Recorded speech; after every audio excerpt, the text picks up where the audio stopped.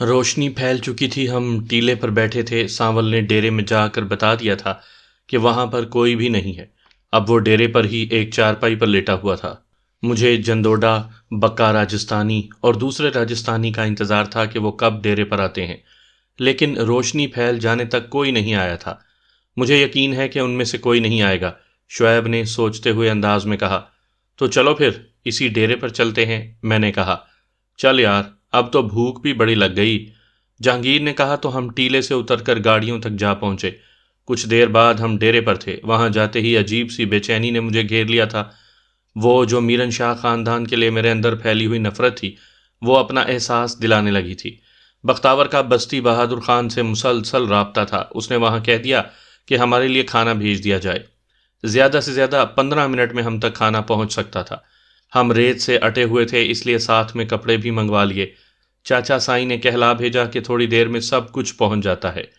میں رہائشی حصے کی دیوار میں لگے چھوٹے دروازے کو دیکھ رہا تھا۔ میں اس تک گیا، اسے کھولا اور اس کے اندر چلا گیا۔ پورا گھر خالی پڑا ہوا تھا۔ میں نے ایک ایک کمرہ دیکھ کر اپنی تسلی کی۔ ممکن ہے وہاں کوئی چھپا بیٹھا ہو۔ اپنی پوری تسلی کر لینے کے بعد مجھے وہاں پر موجود مویشیوں کا خیال آیا۔ وہ بیچارے پتہ نہیں کب کے بھوکے ہوں گے۔ میں نے سامل کو بلایا۔ کچھ دیر بعد وہ آیا تو میں نے اسے ان مویشیوں کو کچھ کرنے کو کہا۔ میں جاتا ہوں بستی میں، کچھ لوگوں کو لاتا ہوں، وہ انہیں چرانے کے لیے باہر لے جائیں گے۔ اور جن کا دودھ دھونا ہے، میں نے پوچھا۔ میں سب کر لیتا ہوں، تم پریشان نہ ہو، یہ کہہ کر وہ باہر چلا گیا۔ زیادہ وقت نہیں گزرا تھا کہ رہائشی حصے کی طرف کا پھاٹک کھلا اور اس میں سے ایک گاڑی اندر آ گئی۔ میں اوٹ میں ہو گیا۔ وہ گاڑی صحن میں آ کر رکی تھی۔ اس میں سے بستی بہادر خان کے 2 جوان نکلے۔ ایک کے ہاتھ میں کپڑوں کی گٹھڑی تھی اور دوسرے کے ہاتھ میں کھانا بندھا ہوا تھا۔ ان کے پیچھے ہی جب ساوری اتری تو میں حیران رہ گیا۔ ایک لمحے کے لیے تو میرا دماغ گھوم کر رہ گیا۔ یہ یہاں پر کیوں ہے؟ ساوری متلاشی نگاہوں سے ادھر ادھر دیکھ رہی تھی۔ مجھ سے رہا نہ گیا۔ میں تیزی سے اس کی طرف بڑھا تو وہ تقریباً بھاگتے ہوئے میرے سینے سے آ لگی۔ وہ ہچکیاں لے کر رونے لگی تھی۔ میں بے حد پریشان ہو گیا۔ میں نے اسے چاچا عبد المجید کے پاس بھیجا تھا۔ انہوں نے اب اسے واپس بھیج دیا۔ کیا اس میں بھی کوئی پیغام تھا؟ ایسے حالات میں اسے بھیج دینے کا مقصد کیا تھا؟ کیا بابا خیردین بھی آ گیا یا اکیلی ساوری ہی آئی ہے؟ یہ سوچتے ہوئے میں نے اسے خود سے الگ کر کے پوچھا۔ میں نے تمہیں وہاں اس لیے بھیجا تھا کہ تم اور بابا خیردین محفوظ رہو۔ تم نے مجھے صرف ایک بات بتانی ہے اور وہ بھی سچ۔ میرے لہجے میں ایسا کچھ تھا کہ ساوری نے چونک کر میری طرف دیکھا۔ اس نے اپنی بھیگی آنکھوں سے میری طرف دیکھتے ہوئے کہا، کون سی بات؟ انہوں نے تمہیں یہاں بھیجا ہے یا؟ میں نے پوچھنا چاہا تو وہ میرا اندیا سمجھ کر تیزی سے بولی، نہیں، میں خود آئی ہوں۔ بابا نہیں آیا، چاچا نے اسے آنے ہی نہیں دیا، وہ بیمار ہے وہاں۔ تمہیں پتہ ہے کہ یہاں آگ لگی ہوئی ہے، میں چاروں طرف سے دشمنوں میں گھرا ہوا ہوں، پھر بھی انہوں نے تمہیں آنے دیا؟ میں نے تلخ لہجے میں پوچھا۔ میں خود ضد کر کے آئی ہوں، اس نے نگاہیں جھکاتے ہوئے کہا۔ کیوں آئی ہو؟ میں نے سختی سے پوچھا۔ میں وہاں تڑپ رہی تھی، اس نے ہولے سے کہا۔ وہ تمہارے ساتھ اچھا سلوک؟ میں نے کہنا چاہا تو اس نے تیزی سے کہا، انہوں نے تو مجھے بیٹی بنا کر رکھا اور بیٹی کا ہی مان دیا ہے، میرا بہت خیال رکھا، لیکن تم یہاں، میں برداشت نہیں کر پا رہی تھی۔ تم یہ ساری دشمنیاں چھوڑو اور چلو واپس۔ ساوری نے روحانسا ہو کر کہا تو میں ایک لمحے کے لیے چکرا کر رہ گیا۔ کیا ساوری بھی یہاں کسی مقصد ہی کے لیے آئی ہے؟ اسے بھی اس لیے بھیجا گیا کہ میں سب کچھ چھوڑ کر واپس چلا جاؤں؟ کیا چاچا عبد المجید یہ چاہتے ہیں کہ میں اپنی ضد سے باز آ جاؤں؟ سوالوں کا ایک سلسلہ تھا جو دراز ہوتا جا رہا تھا۔ یہ کپڑے؟ ایک نوجوان نے پوچھا تو مجھے ہوش آ گیا۔ میں نے ساوری کی طرف دیکھا، وہ حسرت سے میری طرف دیکھ رہی تھی۔ میں نے اسے نظر انداز کر دیا۔ اس نے پلٹ کر نوجوان کی طرف دیکھا اور بولی، یہ کپڑے اور کھانا ادھر ہی رکھ دو، انہیں کہو کہ پہلے ایک ایک کر کے نہا لیں، پھر کھانا کھا لیں۔ ٹھیک ہے، اس نوجوان نے کہا اور دیوار والے دروازے سے باہر چلا گیا۔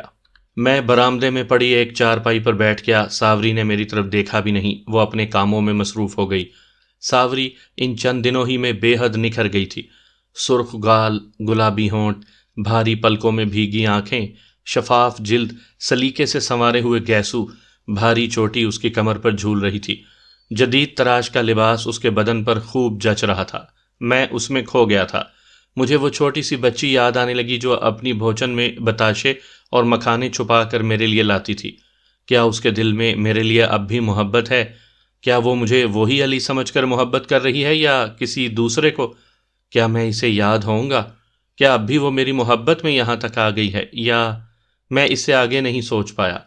کون کس وقت کب بدل جائے یہ کہا تو نہیں جا سکتا تھا، مگر کچھ لوگ ایسے بھی ہوتے ہیں ان کے لیے دل مانتا ہی نہیں، وہ اگر دھوکہ بھی دے جائیں تو دکھ نہیں ہوتا۔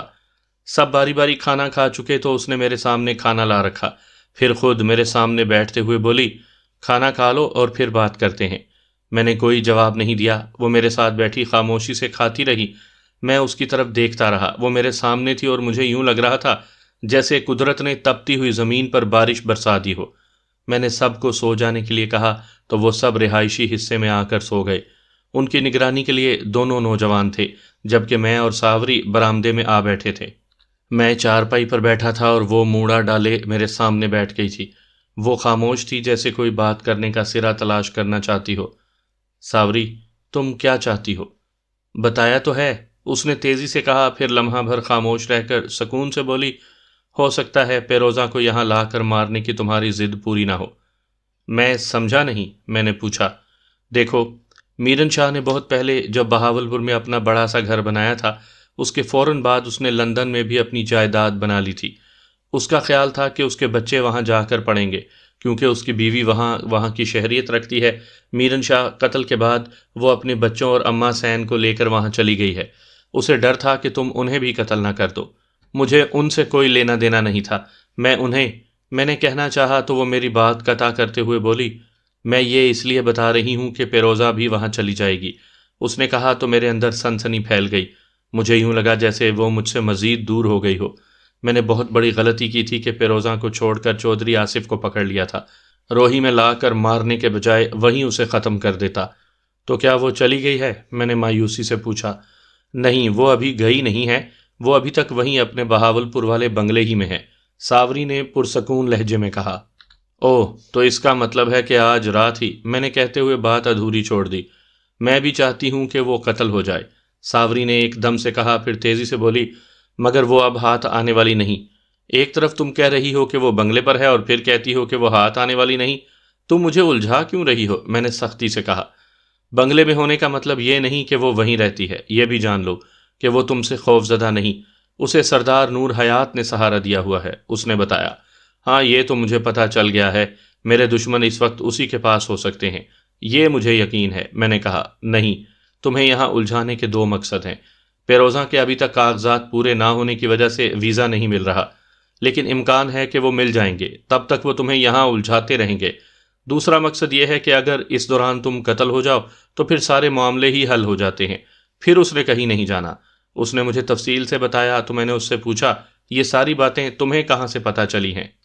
رحمہ مائی، میرے بچپن کی سہیلی، جو پہلے دن میرن شاہ کے بچوں کی نوکرانی تھی اور اب پیروزہ کی نوکرانی بن گئی ہے، جسے وہ کبھی بھی پسند نہیں کرتی تھی، اس نے بڑے سکون سے کہا۔ تمہارا اس سے رابطہ فون پر ہوتا ہے، یہاں ہوتے ہوئے بھی اکثر اس سے بات کر لیا کرتی تھی، اب تو ہوتی رہتی ہے، اس نے بتایا۔ ساوری، میں نے جس وقت کے لیے ساری زندگی انتظار کیا، میں اسے اپنے ہاتھ سے نہیں نکلنے دوں گا۔ اب وہ جہاں بھی ہے میں اسے نکال لوں گا، میں اسے چھوڑنے والا نہیں، میں آج اور ابھی نکلوں گا، میں نے کہا اور بے چینی سے پہلو بدل لیا۔ وہ خاموش رہی تو میں اس کی طرف دیکھتے ہوئے بولا، تم واپس چاچا کے پاس چلی جاؤ، مجھے امید ہے وہ تمہارا تحفظ کریں گے۔ تم اپنی ضد پر کیوں اڑے ہوئے ہو؟ وہ سمجھو ختم ہو چکی ہے، چند دن یا شاید 2-4 دن، وہ یہاں رہے گی ہی نہیں۔ پھر کیا کرو گے؟ کیا لندن جاؤ گے؟ وہاں سے روہی لاؤ گے؟ وہ پرسکون انداز میں بولی۔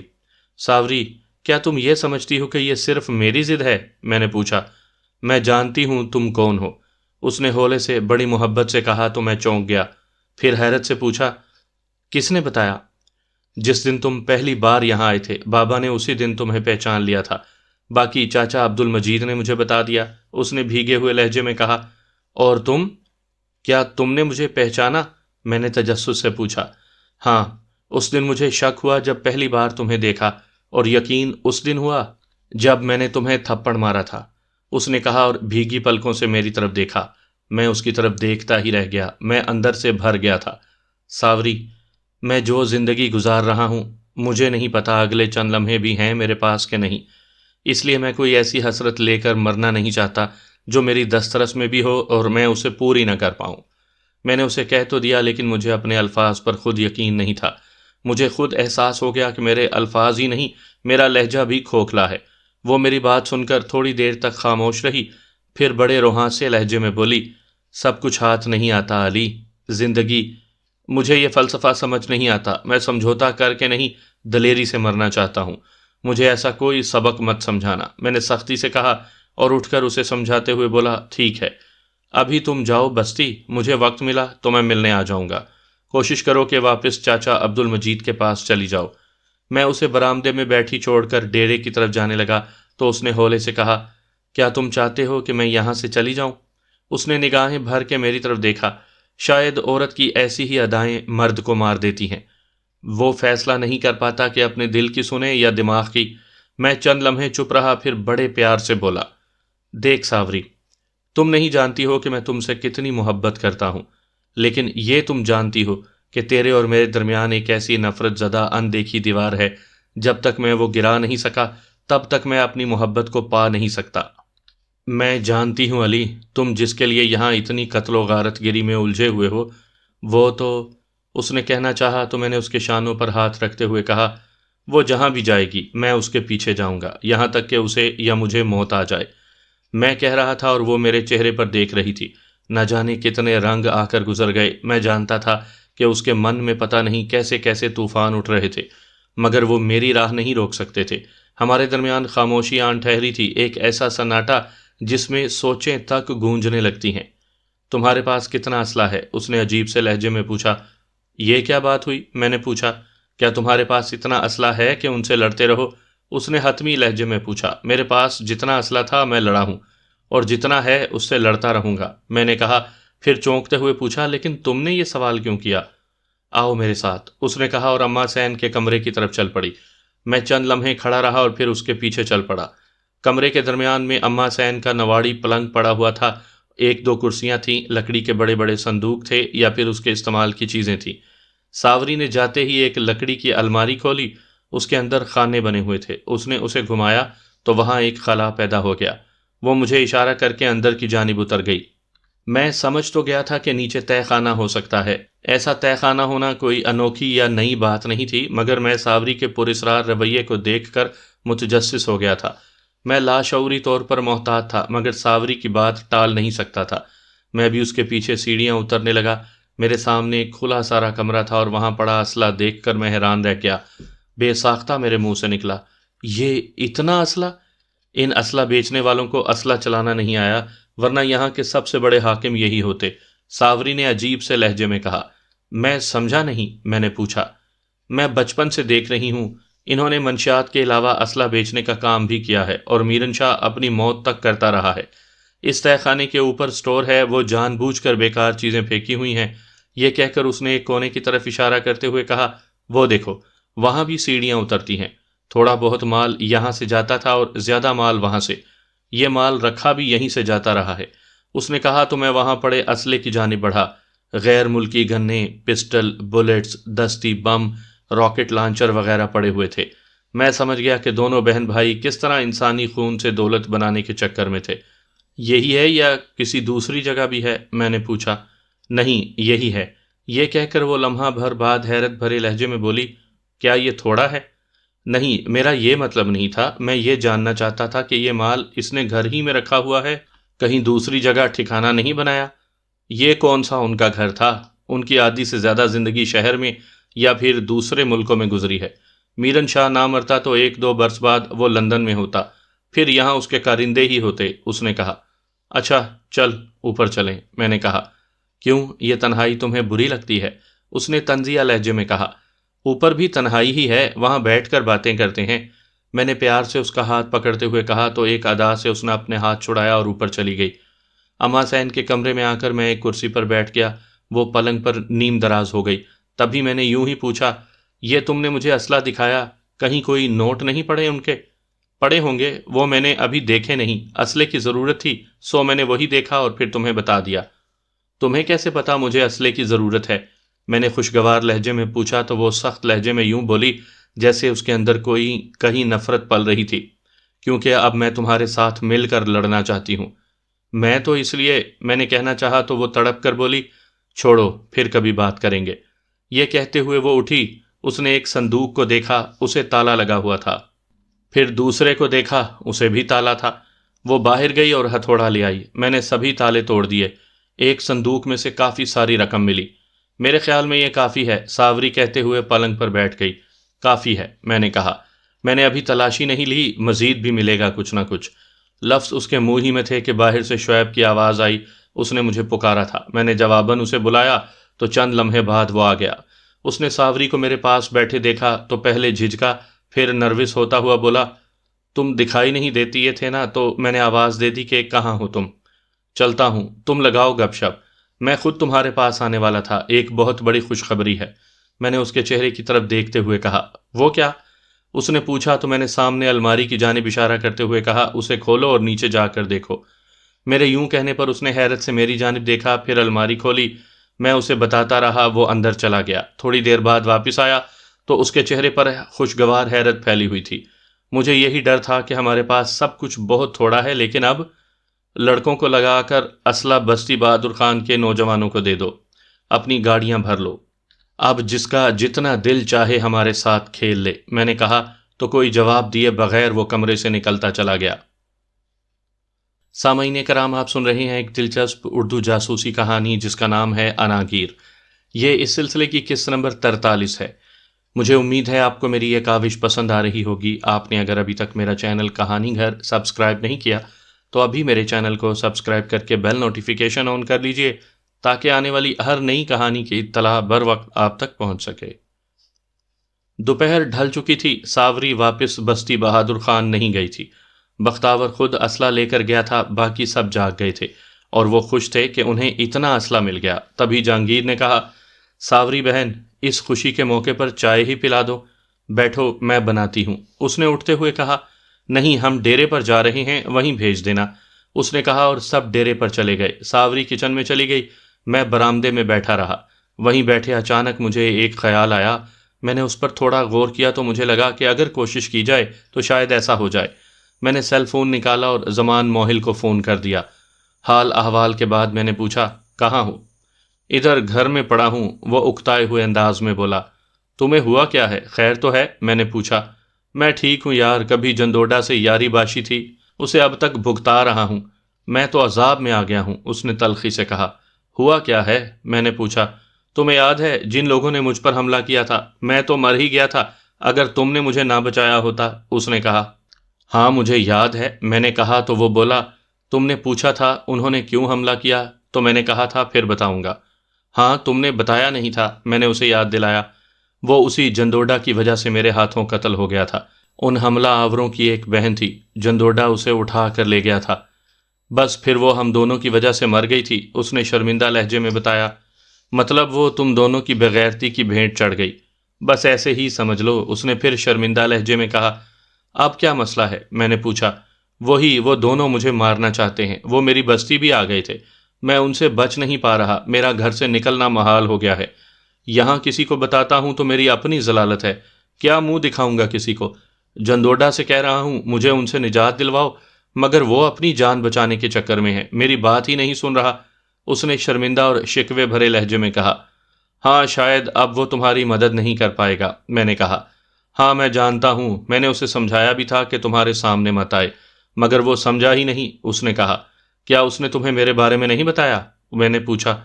بتاتا رہتا ہے لیکن فون پر اتنی بات نہیں ہوتی، ہماری ملاقات نہیں ہو پائی، اس نے کہا، پھر فوراً ہی بولا، اچھا خیر تم بتاؤ کہ فون کس لیے کیا تھا؟ زمان، میں جانتا ہوں کہ تم کتنے گہرے اور کام کے بندے ہو، کیا تم جندوڈا کو بچانا چاہو گے؟ میں نے اسے سمجھانے والے انداز میں کہا۔ یہ تو وہ جانتا ہے کہ وہ بچنا چاہتا ہے یا نہیں، اس نے محتاط انداز میں کہا۔ دیکھ، یہ میں آفر کر رہا ہوں، اگر وہ مجھ سے بچنا چاہتا ہے تو وہ راجستانی جو اس کے پاس آیا ہوا ہے وہ مجھے دے دے، یہ ڈیل سمجھو، اس کے عوض میں رقم بھی دے دوں گا۔ ایک منٹ، تم پھر جندوڈا کو مارو گے تو نہیں؟ اس نے پوچھا۔ میری پہلے بھی اس کے ساتھ کیا دشمنی ہے، وہ تو خود پیروزاں کا باڈی گارڈ بنا ہوا ہے، وہ عورت جو خود کسی کی نہیں، میں نے تلخی سے کہا۔ اگر تم اسے چھوڑ دو تو میں بات کر کے دیکھ لیتا ہوں، اس نے کہا۔ ظاہر ہے وہ راستے میں نہیں آئے گا تو میں اسے کچھ نہیں کہوں گا، میں نے اسے یقین دہانی کرواتے ہوئے کہا۔ میں بات کر لیتا ہوں، اس نے تیزی سے کہا۔ میں جانتا ہوں کہ وہ اپنے دونوں ساتھیوں کے ساتھ سردار نور حیات کی پناہ میں ہے۔ ممکن ہے اسے یہ خمار بھی ہو، سمجھا دینا اسے، میرے لیے وہ کوئی حیثیت نہیں رکھتا۔ میں نے اسے سمجھایا۔ ٹھیک ہے، میں بات کرتا ہوں، اس نے کہا۔ بات کر اور مجھے بتا، دونوں سکون سے رہو گے۔ میں نے کہا، مجھے یقین تھا کہ میری بات میں چھپی ہوئی دھمکی وہ بخوبی سمجھ جائے گا۔ میں نے الوداعی بات کی اور کال ختم کر دی۔ ایسی ڈیل میں نے پہلی بار نہیں کی تھی۔ جرم کی اس دنیا میں ایسا چلتا رہتا ہے۔ مجرم کبھی کسی کا نہ دوست ہوتا ہے نہ دشمن، اسے محض اپنے فائدے سے غرض ہوتی ہے۔ باقی معاملات میں جہاں ضد اور انا آڑے آ جائے وہاں حالات کچھ دوسرے ہوتے ہیں۔ ساوری چائے بنا کر لے آئی تھی۔ اس نے 2 مگ میرے سامنے رکھے اور پھر ٹرے اسی دروازے سے آواز دے کر ٹرے انہیں تھما دی جس میں مگ رکھے ہوئے تھے۔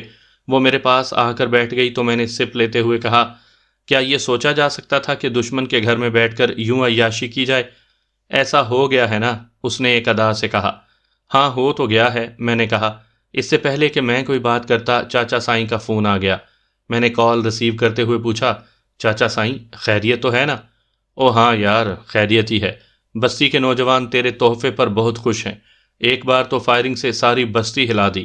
انہوں نے سنجیدگی سے کہا، ہاں ہتھیار چیک بھی تو کرنے تھے۔ میں نے بات بنا دی، وہ یار میں نے فون اس لیے کیا ہے کہ وہ سردار نور حیات پھر کہہ رہا ہے کہ وہ پنچایت لے کر آنا چاہتا ہے، انہوں نے پریشان لہجے میں کہا۔ تو لے آئے، تب اور بات تھی، اب دوسری بات ہے، میں نے کہا۔ ایسا کیا ہو گیا؟ انہوں نے پوچھا۔ سیدھی سی بات ہے، تب وہ سارے مل کر ہم سے اپنی بات منوانا چاہتے تھے۔ اب ہم اس پوزیشن میں ہیں کہ اپنی بات منوا سکیں، میں نے سمجھانے والے انداز میں کہا تو انہوں نے پوچھا، تو پھر میں کہہ دوں کہ وہ آج شام ہی آنا چاہتے ہیں؟ ہاں کہہ دے، میں نے کہا تو انہوں نے کال ختم کر دی۔ میں نے ساوری کو بتایا تو اس نے پوچھا، وہ لڑائی ختم کرنے کا کہیں گے، تم ختم کر دینا، باقی ہم دیکھ لیں گے، وہاں دیکھیں گے کیا بنتا ہے، میں نے کہا اور چائے پینے لگا۔ مجھے اب زمان موہل کے فون کا انتظار تھا۔ میں بستی بہادر خان کی طرف گاڑی بھگائے چلا جا رہا تھا۔ میرے ساتھ والی سیٹ پر ساوری بیٹھی ہوئی تھی۔ بستی میں پنچایت سج گئی تھی۔ چاچا سائیں نے مجھے فوراً پہنچنے کو کہا تھا۔ میں جانتا تھا کہ میں دشمن کی نگاہ میں ہوں گا کہ میں اکیلا بستی کی طرف جا رہا ہوں۔ میرے اس تھوڑے سے سفر سے اندازہ ہو جانے والا تھا کہ دشمن کی نیت کیا ہے۔ میں بستی کے قریب پہنچا تھا کہ زمان موہل کا فون آ گیا۔ ہاں بول، ہاں یا نہ؟ بات تو ہاں میں ہے، لیکن یہ سب ہوگا کیسے؟ وہ یہ پوچھ رہا ہے۔ اسے یقین نہیں آ رہا کہ تم ایسا کہو گے۔ وہ الجھتے ہوئے بولا، تو اس کی ہاں پوچھ، باقی میں دیکھ لوں گا، میں نے کہا۔ اس کی سمجھو ہاں ہی ہے، زمان نے محتاط انداز میں کہا۔ ایسے نہیں زمان، ابھی پنچایت ہونے والی ہے، اس میں بہت ساری باتیں ہوں گی۔ جندوڈا کی ہاں اور نہ پر ہی میں بات کروں گا۔ اگلے 10 منٹ میں مجھے بتا دے، اس کے بعد مجھے فون نہ کرنا، میں نے سختی سے کہا اور کال بند کر دی۔ بستی کے نوجوان میرے انتظار میں تھے۔ میں نے ایک نوجوان کو گاڑی دے دی، وہ ساوری کو گھر لے گیا۔ میں سیدھا گوپے میں چلا گیا۔ وہاں چند لوگ بیٹھے ہوئے تھے، سردار نور حیات، علاقے کے 3 معزز لوگ، چاچا سائیں اور پولیس کا ایک اعلیٰ افسر بھی موجود تھا۔ میں سب کو سلام کر کے ایک موڑے پر بیٹھ گیا۔ سردار نور حیات مسلسل میری جانب دیکھے چلا جا رہا تھا۔ میں نے اس کی نگاہوں کو نظر انداز کر دیا۔ میں نے بیٹھ کر سب کی طرف دیکھا تو ایک شخص نے کہا، لو جی سردار جی، کریں بات شروع۔ اس کے یوں کہنے پر سردار نور حیات نے کھنکار کر گلا صاف کیا اور پھر بڑے نپے تلے انداز میں بولا، میرے خیال میں لمبی چوڑی باتوں کا کوئی فائدہ نہیں، عرض صرف یہ کرنی ہے کہ جب سے یہ نوجوان یہاں روہی میں آیا ہے تب سے یہاں کا امن برباد ہو کر رہ گیا ہے۔ پہلے یہ آیا تو میرن شاہ کا قتل ہو گیا۔ وہاں پر موجود بہت سے لوگوں نے اپنی آنکھوں سے دیکھا کہ اس نوجوان نے اسے قتل کیا۔ اس کے 1-2 دن بعد یہ غائب ہو گیا۔ میں خاموش رہا۔ اب یہ پھر دوبارہ آ گیا ہے۔ اب سنا ہے کہ یہ نوجوان میرن شاہ کی بہن فیروزہ کو قتل کرنے کی کوشش میں ہے، یہاں تک کہ آج اس نے ان کے گھر اور ڈیرے پر بھی قبضہ کر لیا ہے۔ میں پوچھنا یہ چاہتا ہوں کہ اتنی دیدہ دلیری اور غنڈہ گردی کیوں؟ وہ کہہ کر خاموش ہو گیا تو کسی نے کوئی بات نہیں کی۔ تبھی چاچا سائیں نے بڑے اعتماد اور متانت سے کہا، یہ نوجوان تو آیا ہی انہی کے پاس تھا، ان کا اس سے کیا اختلاف ہوا ہم نہیں جانتے۔ اس بیچارے نے تو ہمیں ان غنڈے بدماشوں سے بچایا ہے جو ہمیں قتل کرنے آئے تھے۔ دیکھو جی، جرم کہاں نہیں ہوتے، لیکن اس کا ایک طریقہ ہوتا ہے۔ پنچایت ہے، تھانہ کچہری ہے، اس کا مطلب یہ تھوڑی ہے کہ ہتھیار اٹھا کر تباہی مچانا شروع کر دی جائے۔ ایک دوسرے شخص نے سردار نور حیات کی تائید کرتے ہوئے کہا۔ تبھی اس افسر نے موڑے پر پہلو بدلتے ہوئے کہا، کیا ہوا اور کیا نہیں ہوا ہم اس بحث میں نہیں پڑتے، یہ پچھلی باتیں کریں گے تو بات طول پکڑے گی۔ اس وقت جو کرنا ہے اس پر بات ہونی چاہیے۔ ہم یہ چاہتے ہیں کہ یہاں امن ہو جائے، کوئی کسی کو کچھ نہ کہے، کوئی لڑائی جھگڑا نہ ہو، یہی 2 حرفی بات ہے۔ افسر نے اپنی بات کہہ دی تو سردار نور حیات نے میری طرف دیکھا اور بڑے رعب سے پوچھا، ہاں بھائی نوجوان، کیا کہتے ہو تم؟ میں نے کہنا نہیں، تم لوگوں سے پوچھنا ہے، میں نے سکون سے کہا۔ کیا پوچھنا ہے؟ سردار نور حیات نے حیرت سے پوچھا۔ کیا امن کی یہ ذمہ داری صرف مجھ پر عائد ہوتی ہے؟ میں نے پوچھا۔ تو اور کیا، جب سے تم یہاں پر آئے ہو ایک فساد کھڑا ہو گیا ہے، کتنے ہی لوگ مر گئے، اس میں تمہارا نہیں تو اور کس کا قصور ہے؟ سردار نے دبے دبے غصے میں کہا تو میں نے مسکراتے ہوئے کہا، تمہارا قصور ہے سردار، تم جو غنڈے، بدماشوں، قاتلوں، اشتہاریوں کے ساتھ ساتھ بارڈر پار کے ایجنٹوں کو پناہ دیتے ہو، ان کی پشت پناہی کرتے ہو، کیا اس سے امن ہوتا ہے یا تمہارے کالے دھندے چلتے ہیں؟ بکواس کر رہے ہو تم، ایسا کچھ بھی نہیں ہے، اس نے ہتھے سے اکھڑتے ہوئے کہا۔ اس کے ساتھ ہی اس کے ہمنوا اونچی اونچی آواز میں بولنے لگے۔ میں سب کی خاموشی سے سنتا رہا، وہ کہہ چکے تو میں بولا، تم جھوٹ بول رہے ہو سردار، اب ثبوت کی پٹاری کھولنا پڑے گی۔ یار چھوڑو اس بات کو، مدعے کی بات کرو، افسر نے تیزی سے کہا۔ اصلی بات اگر امن قائم کرنا ہے تو بولو کیا کرنا ہوگا؟ میں نے پوچھا۔ تم اپنے آپ کو قانون کے حوالے کر دو، تم نے میرن شاہ کا قتل کیا ہے، سردار نے تیزی سے کہا۔ اس کے علاوہ ہر بندے کو خون معاف ہے؟ میں نے پوچھا۔ نہیں، معاف کیوں؟ جو مجرم ہوگا اسے پکڑا جائے گا، اس نے تیزی سے ہی جواب دیا تو میں نے بڑے ٹھہرے ہوئے لہجے میں کہا، تو سردار جی پہلے خود کو قانون کے حوالے کرو، اسلحہ، منشیات اسمگل کرنے، ایجنٹوں کو پناہ دینے اور وہ قتل جس پر تم پکڑے نہیں گئے، آؤ ہم دونوں ہی خود کو قانون کے حوالے کرتے ہیں۔ یار جو ہو گیا سو ہو گیا، افسر نے جھنجھلاتے ہوئے کہا، پھر لمحہ بھر رک کر بولا، سردار صاحب ہم سب جانتے ہیں کون کیا ہے، سیدھی بات کریں، آپ کیا چاہتے ہیں؟ کچھ ماننا پڑے گا تو ہی منوانا ہوگا۔ چلو تم ہی کوئی فیصلہ کرو، سردار نور حیات نے کہا تو اس کا مطلب یہی تھا کہ وہ جس تم تراک سے آیا تھا وہ ختم ہو چکا تھا۔ میں جانتا تھا کہ اپنی اس بے عزتی کا وہ بدلہ کیسے لے گا، مگر مجھے اس کی کوئی پرواہ نہیں تھی، میں خود چاہتا تھا کہ وہ میری طرف منہ کرے۔ تبھی افسر نے میری طرف رخ کر کے پوچھا، تم بتاؤ یار، تم کیا چاہتے ہو؟ کوئی بھی کسی پر حملہ نہ کرے، میں نے سکون سے کہا۔ تم جو پیروزہ مائی کے قتل کا ارادہ لیے پھرتے ہو وہ ختم ہے نا، اب اسے کچھ نہیں کہو گے؟ اس نے پوچھا۔ اگر وہ روہی میں نہیں آتی تو میرا ارادہ ختم سمجھو، میں نے کہا۔ اس کی کیا ضمانت ہے؟ سردار نے تیزی سے پوچھا۔ اور اس کی کیا ضمانت ہے کہ وہ مجھ پر حملہ نہیں کرے گی یا کروائے گی یا روہی نہیں آئے گی؟ میں نے پوچھا۔ اس کی ضمانت میں دیتا ہوں، سردار نے کہا۔ تمہاری ضمانت قبول نہیں سردار، تم خود پارٹی ہو، میں نے کہا۔ تم کس پر مطمئن ہوتے ہو؟ افسر نے پوچھا۔ اگر تم سب میرا اطمینان چاہتے ہو، اگر یہاں مستقل امن چاہتے ہو تو اس کا صرف ایک حل ہے میرے پاس، میں نے سب کی طرف دیکھتے ہوئے کہا۔ وہ کیا؟ افسر نے پوچھا۔ پیروزہ اپنی یہاں روہی کی ساری جائیداد سے دستبردار ہو جائے، نہ اس کا یہاں کچھ ہوگا نہ وہ یہاں آئے گی، میں نے حتمی انداز میں کہا تو سب میری طرف دیکھنے لگے۔ میں بہت بڑی بات کہہ رہا تھا، لیکن میں جانتا تھا سردار نور حیات جتنا مرضی پیروزہ کا خیر خواہ تھا، اس کی راہ سے ایک بہت بڑا حریف صاف ہو رہا تھا۔ میری توقع کے مطابق وہ بولا، اس کے عوض تم کیا ضمانت دو گے؟ میں خود کو قانون کے حوالے کر دوں گا، میں نے اطمینان سے کہا تو سب نے میری طرف دیکھا جیسے میں نے کوئی انہونی بات کہہ دی ہو۔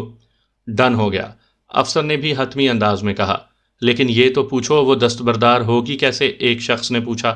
ہاں یہ بتاؤ، افسر نے میری طرف دیکھ کر پوچھا۔ وہ اپنی ساری جائیداد اپنی ہی نوکرانی ساوری کے نام کر دے گی، یہ کہہ کر میں نے سب کا رد عمل دیکھا، پھر سکون سے بولا، آپ جس دن یہ کاغذات لے کر آ جاؤ گے میں اسی وقت آپ کے ساتھ چل دوں گا، چاہے ہتھکڑی لگانا یا نہ لگانا۔ میرا خیال ہے سردار صاحب یہ فیصلہ معقول ہے، مان لینا چاہیے، افسر نے سر ہلاتے ہوئے کہا۔ میں پیروزہ مائی سے پوچھ لوں؟ سردار نور حیات نے سوچتے ہوئے کہا تو میں نے افسر کی طرف دیکھ کر پوچھا، اور اگر وہ نہ مانی تو؟ پھر میرا خیال ہے قانون کو حرکت میں آنا ہوگا، جو بھی اس کی زد میں آئے گا وہ پکڑا جائے گا، افسر نے حتمی لہجے میں کہا۔ بالکل، میں بھی گرفتاری دے دوں گا، اگر وہ غنڈے، قاتل، ایجنٹ بھی گرفتار ہوں گے، ان کی پشت پناہی کرنے والے بھی، میں نے سخت انداز میں کہا تو سردار نور حیات نے میری طرف غور سے دیکھا۔ ہاں یہ تو ہوگا، چاہے وہ کوئی جتنا خود کو معزز سمجھتا ہو، افسر نے کہا۔ مزید کوئی بات؟ میں نے پوچھا۔ نہیں، تم جا سکتے ہو، اس نے متانت سے کہا تو میں اٹھ کر چاچا سائیں کے گھر کی طرف چل دیا۔ ساوری بڑی بے چینی سے میری منتظر تھی، اس نے گوپے میں ہونے والی پنچایت کے بارے میں پوچھا تو میں نے سب بتا دیا۔ تب وہ حیرت سے بولی، پیروزہ کی یہاں کون سی جائیداد ہے؟ یہاں تو کسی کی بھی جائیداد نہیں، سرکاری اراضی ہے، جس کا قبضہ ہو اسی کا، وہ تو فوراً ہاں کر دے گی، پہلے بھی اسے کون سا چاہیے تھا، وہ سب چھوڑ کر جا رہی ہے۔ مجھے سب معلوم ہے ساوری، میں صرف سردار نور حیات کو یہ جتانا چاہتا ہوں کہ اس کا بھی یہاں کچھ نہیں، میں جب چاہے اس سے چھین لوں۔ اس وقت میری دشمن پیروزہ نہیں، نور حیات ہے، جو اپنے پروں کے نیچے میرے دشمن چھپائے بیٹھا ہے۔ میں نے کہا تو ساوری مجھے دیکھتی رہ گئی، پھر الجھے ہوئے انداز میں بولی، مجھے اب بھی سمجھ میں نہیں آیا، وہ اگر ہاں کہہ دیتی ہے تو تم گرفتار؟ یہی تو بات ہے، نہ جائیداد کے کاغذ ہوں گے، نہ وہ اس سے کوئی مطالبہ کر سکتے ہیں، یہ سب کچھ تیرا ہے ساوری، اب تم یہاں رہو۔ میں نے اس کے چہرے پر دیکھتے ہوئے کہا جہاں الجھن پھیلی ہوئی تھی۔ شام ڈھل رہی تھی جب ہم بستی چراغ شاہ کی طرف چل پڑے۔ اس بار ہمارے ساتھ کچھ نوجوان بھی تھے، شعیب اور جہانگیر سب کے لیے دمبے کی سجی بنا رہے تھے، سانول بھی ان کے پاس تھا۔ رات کا کھانا کھا کر میں چھت پر چلا گیا تھا۔ دن بھر سب نے سیکیورٹی کے طور پر ہر شے کو دیکھا بھالا تھا، کسی بھی متوقع حملے کے لیے ہم سب پوری طرح تیار تھے۔ چھت پر ملگجا اندھیرا تھا، ہر طرف سناٹا تھا۔ کچھ دیر بعد ساوری میرے پاس آ گئی۔ تم کیوں آ گئی ہو؟ اتنا مشکل تو ہے یہاں چڑھنا، لکڑیوں کی سیڑھی ہے، تم آج چڑھے ہو، میں بچپن سے یہاں ہوں، سمجھے تم؟ اس نے شوخی سے کہا۔ یہاں کوئی منڈیر نہیں ہے، سمجھو کھلی فضا میں ہے، یہاں محفوظ۔ میں نے کہنا چاہا تو وہ میری بات کاٹتے ہوئے سنجیدگی سے بولی، میں تم سے ایک بات کرنے آئی ہوں۔ بولو، میں سن رہا ہوں، میں نے کہا۔ پیروزہ تو یہاں نہیں رہے گی، رحمہ مائی وہاں بہاول پور میں رہے گی، اس کا کوئی نہیں ہے۔ وہ درد مندی سے بولی، تم ہو نا اس کی؟ میں نے کہا، میں تو ہوں ہی، وہ بہت دکھی ہو رہی ہے، بس دن کاٹ رہی ہے۔ آج بھی پیروزہ نے اسے مارا ہے، وہ معمولی معمولی باتوں پر اپنا غصہ نوکروں پر نکالتی ہے۔ ساوری نے دکھی لہجے میں کہا، رحمہ سے کہو یہاں آ جائے، کوئی لے آتا ہے اسے۔ میں نے کہا تو اس کے ساتھ ہی میرے دماغ میں ایک خیال ابھرا۔ میں نے چند لمحے سوچا اور پھر ساوری سے کہا، اسے کہو کہ محض چند دن وہاں رہے، ہمیں پیروزہ کے بارے میں بتاتی رہے۔ ساوری میری بات سمجھ گئی تھی، اس نے فوراً مجھے کہا، میں تو پہلے ہی سے کہہ رہی ہوں کہ وہ میرے پاس آ جائے، لیکن وہ نکلنا نہیں چاہ رہی تھی، ڈرتی تھی۔ اب اس کا خوف بہت حد تک کم ہو گیا ہے، اب اسے پیروزہ کی پرواہ نہیں، اس تنہائی سے ڈر رہی ہے جو شہر رہ کر ہوگی۔ کون ہے وہاں اس کا؟ بس اسے یہی دلاسا دو کہ جیسے ہی پیروزہ یہاں سے چلی گئی میں اسے لے آؤں گا، باقی تم سمجھ سکتی ہو کہ تمہیں کیا کرنا ہے۔ میں نے اسے کہا تو وہ دھیمے سے لہجے میں بولی، میں سمجھ گئی۔ اچھا اب چل نیچے، یہاں رہ کر میرا مذاق نہ بنوا دینا کہ جب سے ملے ہیں ایک دوسرے کے ساتھ چونچ لڑائے بیٹھے ہیں۔ میں نے اس کی ناک پکڑتے ہوئے کہا تو وہ اپنی ناک چھڑوائے بغیر بولی، تم چاہتے ہو کہ میں چلی جاؤں؟ نہیں، میں نے پیار سے کہا تو وہ میرے سینے سے لگ گئی۔ رات کا پہلا پہر ختم ہو چکا تھا۔ میں اور شعیب نے جیپ میں ڈیرے کی چاروں طرف کا چکر لگا کر ڈیرے سے کچھ فاصلے پر کھڑے تھے۔ ہم کافی دیر سے پنچایت پر ہی بات کرتے چلے جا رہے تھے۔ اس کا بھی خیال تھا کہ پیروزہ سب کچھ دینے پر راضی ہو جائے گی، اس کے بعد سردار نور حیات یہی زور لگائے گا کہ مجھے گرفتار کر لیا جائے۔ ہم انہی باتوں میں مصروف تھے کہ زمان موہل کا فون آ گیا۔ ہاں بولو، میں نے کہا۔ وہ مان گیا ہے، اس نے دبے دبے جوش سے کہا۔ ٹھیک ہے، کوئی شرط شرائط؟ میں نے پوچھا۔ اگر تم اس پر ہاتھ رکھو، اسے دوبارہ گرفتار نہ ہونے دو تو وہ سب کچھ کرنے کے لیے راضی ہے، زمان موہل نے کہا۔ زمان، ایک بات پوچھوں؟ میں نے پوچھا۔ ہاں بولو، اس نے کہا۔ وہ اتنی جلدی راضی کیسے ہو گیا؟ میں نے پوچھا۔ سچ کہوں تو پنچایت کے بعد پولیس افسر سردار کے ساتھ ہی اس کے گھر گیا تھا، وہاں بڑی بحث ہوئی۔ آفیسر کا یہی کہنا تھا کہ وہ ان تینوں کے ساتھ جتنے بھی اشتہاری اس کے پاس ہیں وہ دے دیں۔ اس کی بھنک اس کے کانوں تک بھی پہنچ گئی ہے، اس نے تفصیل سے بتایا۔ وہ ایجنٹ کو کس طرح میرے حوالے کرے گا؟ میں نے پوچھا۔ یہ تم خود بتاؤ گے تاکہ دھوکے وغیرہ کا کوئی بھی رسک نہ رہے، زمان موہل نے کہا تو چند لمحے سوچنے کے بعد میں بولا، ٹھیک ہے میں بتاتا ہوں، میں نے کہا اور فون بند کر دیا۔ رات گہری ہو گئی تھی۔ میں، شعیب اور جہانگیر تینوں ایک ٹیلے پر کھڑے اندھیرے ہی کا حصے لگ رہے تھے۔ ہم نے اپنی جیپ جھاڑیوں میں چھپا دی ہوئی تھی۔ ہمارا تینوں کا ایک دوسرے سے رابطہ تھا۔ میرا دھیان اس طرف تھا جہاں سے میری توقع کے مطابق جندوڈا نے اس ایجنٹ کو لے کر آنا تھا۔ دیے گئے وقت میں ابھی چند منٹ باقی تھے۔ میرے اندر بے چینی اپنے عروج پر پہنچی ہوئی تھی۔ اچانک جہانگیر کی آواز آئی، وہ دیکھو دائیں طرف۔ میں نے اس جانب دیکھا تو ایک جیپ آتی ہوئی دکھائی دی۔ اس کی ہیڈ لائٹس بند تھیں لیکن نیچے دو چھوٹی لائٹس جل رہی تھیں۔ زمان موہل نے یہی نشانی بتائی تھی۔ میں تیار ہو گیا۔ بلا شبہ میرے دوسرے ساتھی بھی الرٹ ہو چکے تھے، اب ہم نے انہیں گھیرنا تھا۔ ہم تیزی سے نیچے اترے۔ جہانگیر جیپ لینے چلا گیا۔ ممکن ہے اگر کوئی بھاگتا تو اس کا پیچھا کیا جا سکے۔ میں اس راستے کے پاس آ کر ایک جھاڑی کی اوٹ میں ہو گیا، جبکہ شعیب دوسری طرف ایک جھاڑی میں چھپ گیا جہاں سے ان کی جیپ نے گزرنا تھا۔ جیپ ہم سے چند گز کے فاصلے پر رہ گئی تھی۔ اندھیرا ہونے کی وجہ سے اس کی رفتار اتنی زیادہ نہیں تھی۔ میں نے اپنے پسٹل کا سیفٹی کیچ اتارا اور تیار ہو گیا۔ وہ جیپ ہم سے چند فٹ کے فاصلے پر جیسے ہی سامنے آئی، میں نے اس کے اگلے ٹائروں میں فائر کر دیا۔ جیپ چند گز آگے آ گئی تو شعیب نے اس کے پچھلے ٹائروں میں فائر جھونک دیے۔ درمیان میں لمحوں کا وقفہ اس لیے رکھا کہ کوئی فائر ہمیں نہ لگ جائے۔ جیپ کے دونوں ٹائر پھٹ گئے تھے۔ میں بھاگ کر جیپ کے آگے چلا گیا جبکہ شعیب پیچھے ہی رہا۔ جیپ لڑکھڑاتے ہوئے رک گئی تھی، اندر سے کوئی نہیں نکلا تھا۔ تبھی پیچھے سے شعیب نے للکارتے ہوئے کہا، اندر جو کوئی بھی ہے باہر نکل آئے۔ اس نے کہا ہی تھا کہ 2 فائر جیپ میں سے نکلے۔ انہوں نے آواز پر فائر کر دیا تھا۔ جیسے ہی فائر نکلے تھے جواباً میں نے بھی فائر کر دیے۔ اسی دوران میں نے شعیب سے پوچھا، تم ٹھیک ہو؟ ہاں میں ٹھیک ہوں، اس نے اطمینان سے کہا تو جہانگیر کی آواز آئی، میں جیپ لے کر سامنے آ رہا ہوں۔ یہ سنتے ہی میں اوٹ میں ہو گیا۔ اگلے ہی لمحے سامنے سے جیپ آ گئی جس کی روشنی پھیلی ہوئی تھی۔ جہانگیر نے آتے ہوئے کئی فائر کر ڈالے۔ اس دوران میں نے اور شعیب نے بھی فائر کر دیے۔ جیسے ہی ہماری طرف سے فائرنگ کا وقفہ ہوا، ایک شخص اترا۔ اس نے سر پر ہاتھ رکھے ہوئے تھے۔ وہ چیخ رہا تھا، فائر مت کرنا، فائر مت کرنا۔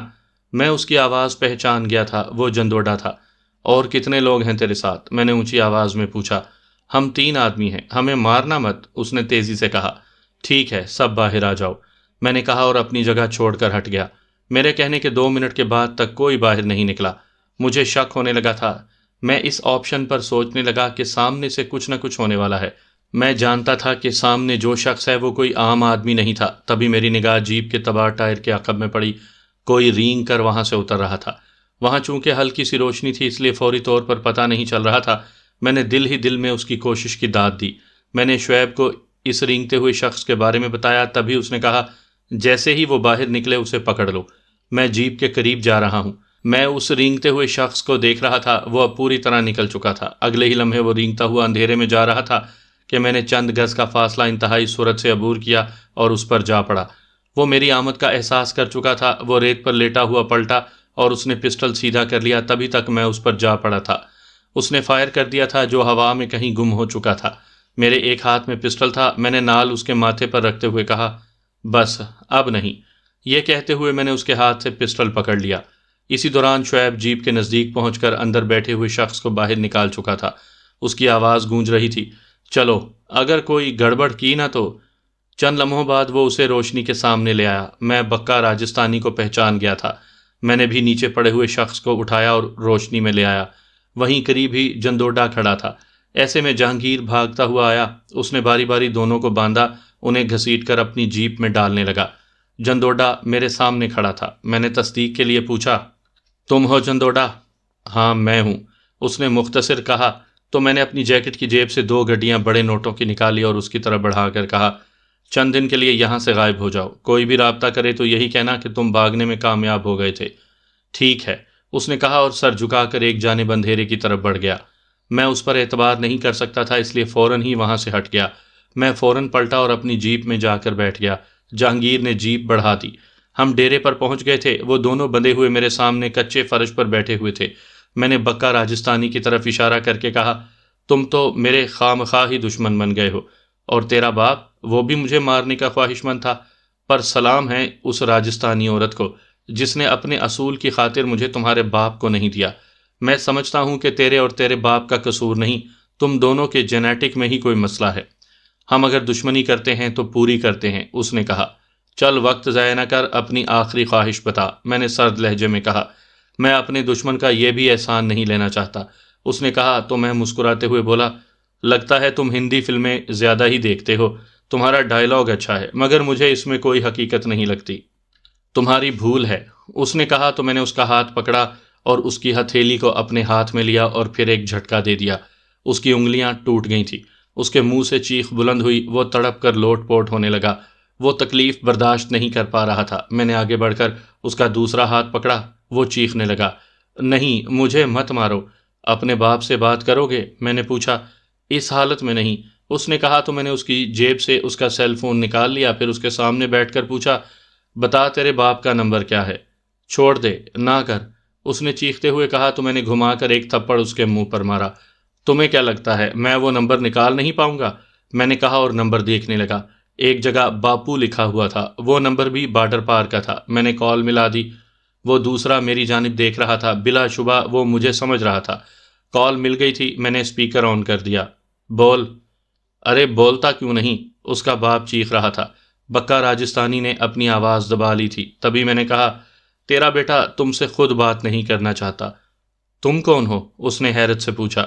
میں نے اسے پکڑ لیا ہے، ابھی صرف اس کی انگلیاں توڑی ہیں، کچھ دیر میں گردن بھی توڑ دوں گا، میں نے صفاق انداز میں کہا۔ کون ہو تم؟ اس نے حیرت سے پوچھا۔ وہی جسے بختاور لے گیا تھا، جسے ایک تیرے ہی علاقے کی عورت نے تجھے نہیں دیا تھا، میں نے اسے یاد کراتے ہوئے کہا۔ اوہ، یہ تم ہو؟ اس نے مری ہوئی آواز میں کہا، پھر تیزی سے بولا، ایک بار میرے بیٹے سے میری بات کروا دو، وہ سن رہا ہے، میں نے کہا تو چیخ چیخ کر اسے بات کرنے کو کہنے لگا۔ تبھی بکا راجستھانی نے روہاسا ہوتے ہوئے کہا، ہاں میں پکڑا گیا۔ تو دھیرج رکھ، میں بات کرتا ہوں، اس نے کہا۔ کیا بات کرے گا تو؟ میں نے کہا۔ اسے مت مارو، جو لینا ہے وہ لے لے، بول کیا مانگتا ہے؟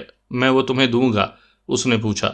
چل پھر ایسا کر، اسی عورت کے پاس جا جس نے میری حفاظت کی تھی، اس کی منت کر، معافی مانگ اور اسے اتنے روپے دے کر آ کہ وہ خوش ہو جائے۔ تیرا اور میرا معاہدہ صرف 2 گھنٹے تک ہے، تب تک میں اسے نہیں ماروں گا، میں نے ٹھہر ٹھہر کر اسے سمجھاتے ہوئے کہا۔ میں 2 گھنٹے سے پہلے فون کرتا ہوں، اس نے کہا تو میں نے فون بند کر دیا۔ بکا راجستھانی میری طرف یوں دیکھنے لگا جیسے میں نے کوئی انہونی بات کر دی ہو۔ اس کے چہرے پر کافی حد تک اطمینان پھیل گیا تھا۔ میں نے اسے لے جانے کا اشارہ کیا اور اس ایجنٹ کے پاس چلا گیا جو تھوڑے سے فاصلے پر بندھا پڑا تھا۔ میں اس کے قریب جا کر بیٹھ گیا، وہ میری طرف ہی دیکھ رہا تھا۔ میں نے اس کی آنکھوں میں آنکھیں ڈالتے ہوئے پوچھا، میں نہیں پوچھوں گا تمہارا نام کیا ہے، کوئی بھی ہو، رہو گے تو میرے دشمن ہی نہ۔ ہاں اتنا ضرور پوچھوں گا، تمہیں کوئی مجھ سے ذاتی دشمنی ہے؟ نہیں، مجھے تم سے کوئی ذاتی دشمنی نہیں، اس نے کہا۔ تو پھر بارڈر پار کر کے یہاں میری دشمنی میں کیوں آئے ہو؟ میں نے سکون بھرے لہجے میں پوچھا تو وہ خاموش رہا۔ میں اس کے چہرے پر دیکھتا رہا جہاں سختی آ گئی تھی۔ بلا شبہ وہ بہت کچھ سوچ رہا تھا۔ تبھی میں نے کہا، تم کوئی ایسے تربیت یافتہ ایجنٹ نہیں ہو جو اکیلا ہی 100 پر بھاری ہوتا ہے، تم تو راہ چلتی عورتوں کے پرس چھیننے والے غنڈے موالی کی طرح لگتے ہو، اس لیے زیادہ نخرے مت دکھاؤ، جو پوچھ رہا ہوں وہ بتاؤ، خاموش رہو گے تو تیرا انگ انگ بولنے لگے گا۔ تم جانتے ہو کہ میں یہاں کیوں آیا ہوں، اس نے کہا۔ وہی تو جاننا چاہتا ہوں، تیرے منہ سے سننا چاہتا ہوں، بڑوے بول، میں نے سختی سے کہا تو وہ تیزی سے بولا، ہمیں پوجا نے یہاں بھیجا تھا۔ اوہ، پوجا، کلیان جی والی؟ بہت پیچھا کیا اس نے تیرے جیسے موالیوں کو یہاں بھیج کر، میں نے حقارت سے کہا، پھر اس کے چہرے پر دیکھ کر بولا، چل لگا فون اپنی پوجا کو، ذرا میں بھی اس سے بات کر لوں۔ میرے یوں کہنے پر اس نے اپنی جیب سے فون نکالا، نمبر پش کیا اور کال ملنے کا انتظار کرنے لگا۔